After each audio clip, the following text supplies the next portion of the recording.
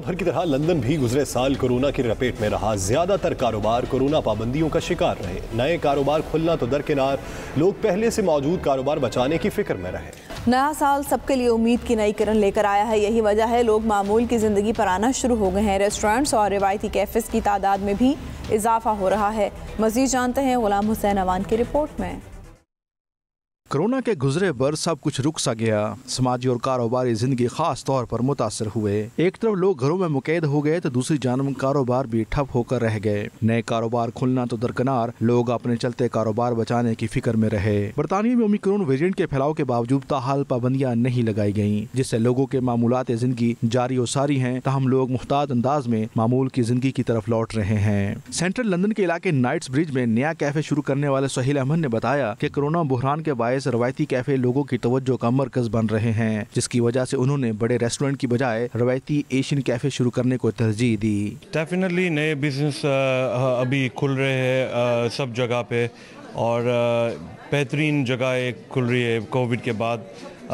Covid did slow business down, but I mean we are getting back to scratch with everything that we need to, yeah? इस मौके पर media से बातचीत करते हुए उन्होंने कहा कि कोरोना बुहरान के दौरान एशियन कल्चर की अक्कासी करने वाले उनके कैफे ने काफी तरक्की की। इस वक्त लोग कोई बड़ा बिजनेस करने के बजाय छोटे छोटे कैफे बनाने को तरजीह दे रहे हैं। बस हमको कुछ मालूम नहीं है, मगर yeah, I hope so it does, and I hope that we can move on from this situation and open more sites and get on to making more local businesses successful. Cafe पर आने वाले दीगर लोगों का कहना था कि central London में एशियन कैफे का शुरू होना काबिल इस्ताइश है। इससे जहां लोगों को रोजगार मिला है, वहीं लोगों को रवायती खाने और स्नैक भी आसानी से मिल जाते हैं, जिन्हें शहरी बेहद पसंद करते हैं। अभी ऐसे वक्त है कि लॉट्स ऑफ बिजनेसेस बंद हो जाते हैं अभी लंदन में, तो silver lining for something like this is that we get to lots of properties to choose from. So there's lots of properties available at the moment, and brands like us, Chaiwala JC brand, up and coming, ये बहुत good time है हमारे लिए।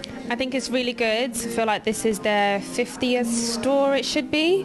So I think it's really good that they've expanded and they're coming into the west side and the central side of London. So yeah, I think this is a really good opportunity for them to grow and also attract more customers and just keep the business flowing. ये 50th store खुल गया है और ये Covid के दरमियान ही खुला है। कोविड ने जहाँ सारे बिजनेसेस को बहुत अफेक्ट किया है, वहाँ ये ब्रांच ऐसी है या ये कॉन्सेप्ट ऐसा है छोटे कैफ़ेज़ का, जहाँ पर लोग आते हैं, बैठते हैं और खाते हैं, टाइम अपना स्पेंड करते हैं। उनको भी यहाँ पर आके अच्छा लग रहा है क्योंकि वो घरों से बाहर निकलते हैं और पूरा सेफ्टी का यहाँ पर इंतज़ाम किया गया है। I feel very grateful to get this job because obviously during COVID there was a lot of job redundancy and stuff like that.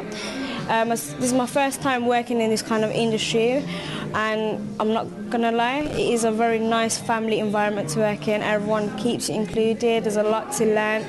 Even if when you're making mistakes here, they treat you like family. London में अगरचे corona की नई लहर की वजह से खौफ की फिजा कायम है, लेकिन सख्त पाबंदियां न होने की वजह से शहरियों के मामूलात मुतासर नहीं हुए। कारोबारी अदारे भी अपना काम कर रहे हैं, जिससे माशी सरगर्मियां बहाल हैं। Ghulam Hussain Awan, bureau chief, 92 news UK.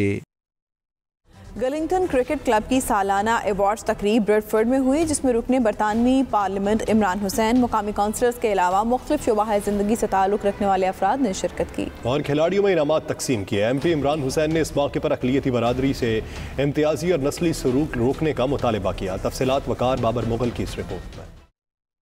Bradford में गलिंगटन क्रिकेट क्लब की सालाना तकरीब तकसीम अवार्ड हुई, जिसमें खिलाड़ियों के साथ साथ ओवरसीज पाकिस्तानी कम्युनिटी ने भरपूर शिरकत की। तकरीब के मेहमान खसूसी बरतानवी रुकन पार्लियामेंट इमरान हुसैन थे। तकरीब से खिताब करते हुए कम्युनिटी रहनुमाओं ने फातिह टीम और शानदार खेल पेश करने वाले खिलाड़ियों की कारकर्दगी को सराहा और क्लब के दीगर मंसूबों से भी आगाह किया। इस मौके पर फातिह टीम और क्रिकेट के मुख्तलिफ शोबों में शानदार कारकर्दगी दिखाने वाले खिलाड़ियों के साथ साथ स्पॉन्सर्स को भी ट्रॉफियां दी गयी। खिलाड़ियों ने तालियों की गूंज में अवार्ड वसूल किए।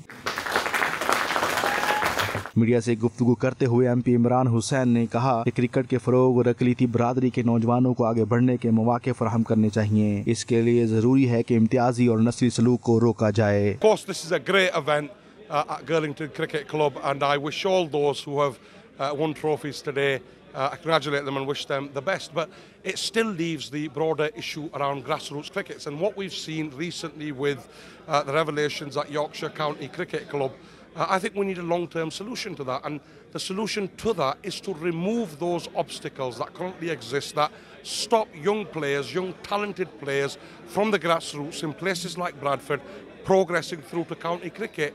Unless those barriers are removed, then we are not removing the issues that exist. And secondly, there is a huge issue around the lack of support and funding to our inner city grassroots clubs, and certainly that's something I've been pushing for and I'll continue to push. Girlington cricket club की इंतजामिया और दीगर शुरका का कहना था कि cricket न सिर्फ एक खेल है बल्कि यकजहती, हम-आहंगी और रवादारी का भी जरिया है। क्रिकेट के जरिए नौजवानों में मुस्बत सोच को परवान चढ़ाया जा सकता है। तकरीब में 2 नन्ही बच्चियों की परफॉर्मेंस की खास तौर पर तारीफ की गई। ओवरसीज पाकिस्तानियों ने क्लब की मुस्बत सरगर्मियों को सराहते हुए खेलों के साथ साथ दीगर फलाही मंसूबों की भी तारीफ की। Waqar Babar Mughal, 92 news, Bradford. वज़ीर-ए-आज़म बोरिस जॉनसन ने 10 डाउनिंग स्ट्रीट में पार्टियां सजाने पर मलका बरतानिया से भी मुआफ़ी मांग ली। शदीद तनकीद के बाद वो इसे पहले पार्लियामेंट में भी मुआफ़ी मांग चुके हैं। मलका बरतानिया से मुआफ़ी मांगने की ये वजह सामने आई है कि बरतानवी वज़ीर-ए-आज़म बोरिस जॉनसन ने अपनी सरकारी रिहाइशगाह पर 2 स्टाफ पार्टीज आन जहानी शहजादा फिलिप की आखिरी रसूमात से पहले मुनक्किद की। ये पार्टी 16 अप्रैल 2021 को मुनक्किद की गई। वज़ीर-ए-आज़म के तर्जुमान का कहना है उन्हें अफसोस है कि ये पार्टीज उस वक्त सजाई गई जब पूरी कौम सोग की कैफियत में थी। स्टाफ पार्टी में अगरचे वज़ीर-ए-आज़म बोरिस जॉनसन शरीक नहीं थे, ताहम कोरोना कवायद की खिलाफ वर्जी पर उन्हें सख्त सवालात का सामना करना पड़ रहा है। नई पार्टी के इंकशाफ के बाद बोरिस जॉनसन पर अपोजिशन जमातों ने कड़ी तनकीद की थी, यहाँ तक कि उनसे मुस्ताफी होने का मुतालिबा भी किया। शदीद तनकीद के बाद बोरिस जॉनसन ने माफी मांग ली।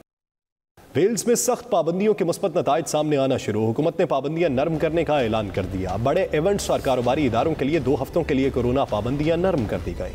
आउटडोर तकरीबात में 50 के बजाय 500 अफराद शिरकत कर सकेंगे। 10 फरवरी तक कोरोना अलर्ट लेवल भी 0 कर दिया जाएगा। रिपोर्ट कर रहे हैं गुलाम हुसैन अमान।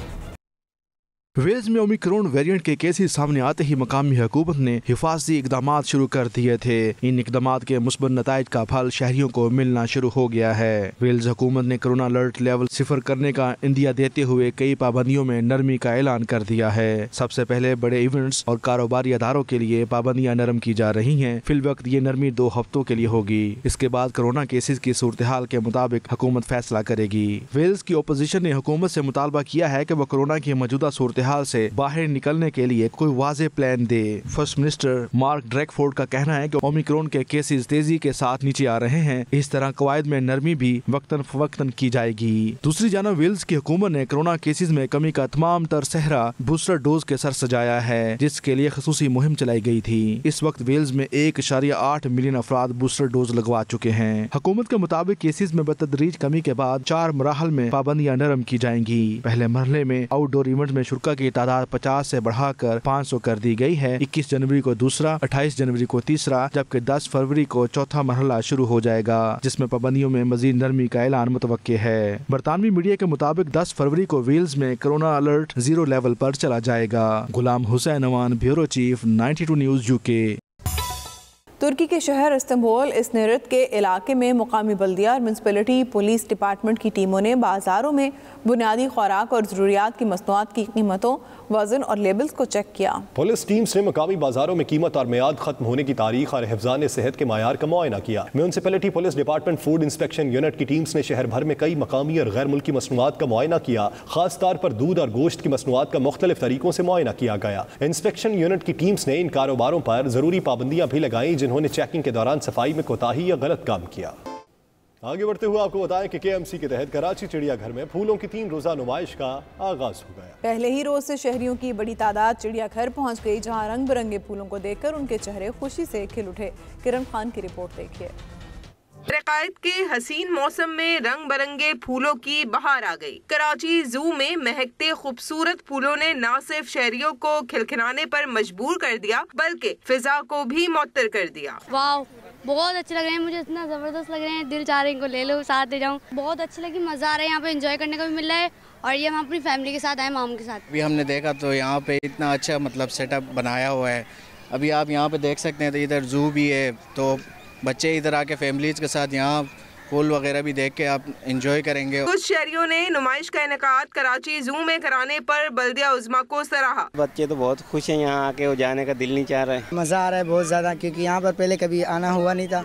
गार्डन से आते जानवरों को देखकर चले जाते थे। अभी टाइम एक्सपेंड किया, यहाँ पर बहुत टाइम रहे और मज़ा भी आया। नुमाइश में आए बच्चों और बड़ों ने फूलों की नुमाइश से लुत्फानंदोज होने के साथ साथ खूब तस्वीर भी बनवाई। कैमरामैन फहीम बलोच के साथ किरण खान, 92 न्यूज़, कराची। कराची के बीच व्यू पार्क में नित नए इक़साम के लजीज खानों से सजा 3 रोज़ा ईद फेस्टिवल शुरू हो चुका है, जिसके पहले दिन शहरियों की बड़ी तादाद सर्द मौसम में मज़े मज़े के खानों से लुत्फानंदोज हो रही है। इस वक्त 92 न्यूज़ के नुमाइंदे Ibrahim Rind beach view park में मौजूद हैं, उनसे जानते हैं। इब्राहिम, बताइएगा कैसे शहरी यहाँ पर लुत्फानंदोज हो रहे हैं? जी देखें, बिल्कुल इस वक्त हम मौजूद हैं कराची के इलाके क्लिफ्टन के बीच व्यू पार्क में, जहां पर 3 रोज़ा ईद फेस्टिवल का इनेकाद किया गया है, जो कि आज शुरू हुआ है और 16 जनवरी तक जारी रहेगा। हमारे कैमरामैन तलब अख्तियार दिखा सकते हैं उल्टे हाथ की तरफ के बड़ी तादाद में लोग यहां पर आके अपने पसंदीदा खाने खा रहे हैं और खूब इंजॉय कर रहे हैं, जबकि बड़ी तादाद में नौजवान यहां पे सेल्फीज भी ले रहे हैं और साथ साथ खाने पीने के भी स्टॉल चल रहे हैं। लोग अपनी पसंदीदा खाने खा रहे हैं और जबकि साथ साथ देखा जाए तो आइसक्रीम वगैरह तमाम जो है वो चीज़ें हो रही, इंजॉय कर रहे हैं। देख सकते हैं आपके नौजवान तमाम लोग खुश हैं और इंजॉय कर रहे हैं कि काफ़ी अरसे के बाद इनको जो है वो इंजॉयमेंट का मौका मिला है। इस वक्त हमारे साथ मौजूद हैं मायरा खान, जो कि यहाँ पे विजिटर भी हैं। इनसे पूछते हैं कि इन्होंने कितना चीज़ें खाई हैं और कितना एंजॉय कर रही हैं। कराची ईद फेस्टिवल 2K22 में हम लोगों ने बहुत एंजॉय किया। 2 साल पहले जो लॉकडाउन लगा था उसकी वजह से कराची ईद फेस्टिवल नहीं हो रहा था, तो हम तो यही बोलना चाहेंगे कि हर 6 मंथ बाद ऐसे फेस्टिवल लगते रहें ताकि हमें एंजॉयमेंट का मौका मिले। बहुत शुक्रिया मायरा खान, जिनका कहना था कि इन्होंने भी खूब एंजॉय किया। इसके साथ साथ बड़ी तादाद में लोग अभी भी पहुंचे और रात गए तक ये सिलसिला जारी रहे। भी लोग जो है पसंदीदा खाने खाकर एंजॉय भी कर रहे हैं। इसके साथ ही खबरनामा इख्तिताम पसीर हुआ। बाखबर रहिए और देखते रहिए 92 न्यूज़ UK।